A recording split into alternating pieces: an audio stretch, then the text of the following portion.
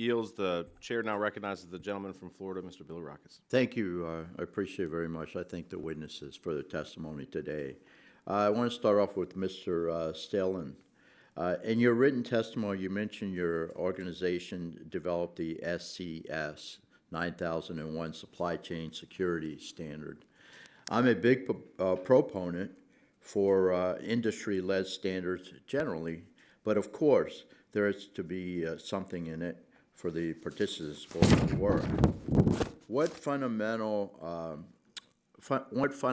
elements does a company's product have to show to receive a certification under your system, and what benefits result from achieving certification? Thank you for that question. Yeah, the benefits are tremendous in that you can verify trust and you can prove that your product, hardware, software, as well as the company itself, is a trusted supplier. And a service provider or a government or a critical network operator is going to want to buy from companies that have proven that their products are trusted. And then we use continuous improvement to constantly upgrade the processes. We don't tell a company through the standard how they develop a product. They just have to have certain processes and controls in place and verify that those are there. Thank you very much. Mr. Jaffer, when talking about the Salt Typhoon, much is said about how data of political figures and corporations were compromised and that the threats that can pose to national security and business interests. However, less is said about how the privacy and data of everyday Americans was compromised and is impacted.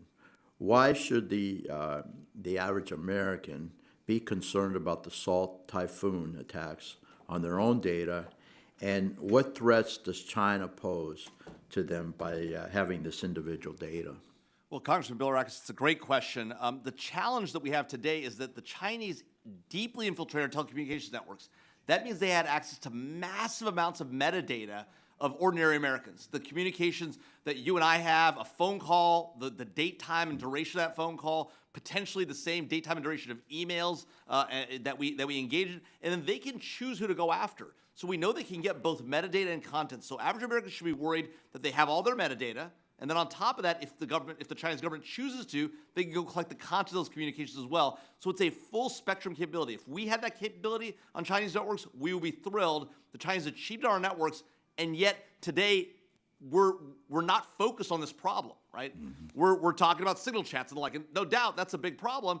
But the real threat is that our entire telecommunications infrastructure was compromised, and the U.S. government has not responded to it, has not taken accountability for its own failures in detecting that threat and helping our telecommunications system to defend it. Instead, our government has said, well, blame the telecommunications providers. Look, you're never going to beat China if you're a private sector company. You've got to have the government's help. The government's not doing its job. This is never going to work.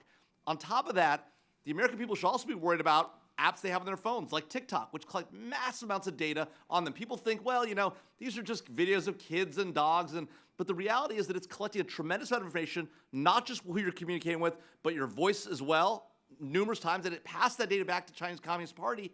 We have the Congress passed a law in a bipartisan way. That law has yet to be implemented because we made a political call that it's better to have TikTok running. We need to enforce the law that's in place today. TikTok should be banned in this country, and to the extent that American people have access to it, they should take it off their phones because they're voluntarily letting the Chinese government onto their devices to collect data on them. And when you combine that data with all the other information the Chinese government has, that's going to allow them to conduct very significant intelligence and offensive operations against American citizens around the globe. That's a bad day for America. Thank you very much. I appreciate it. I yield back, Mr. Chairman.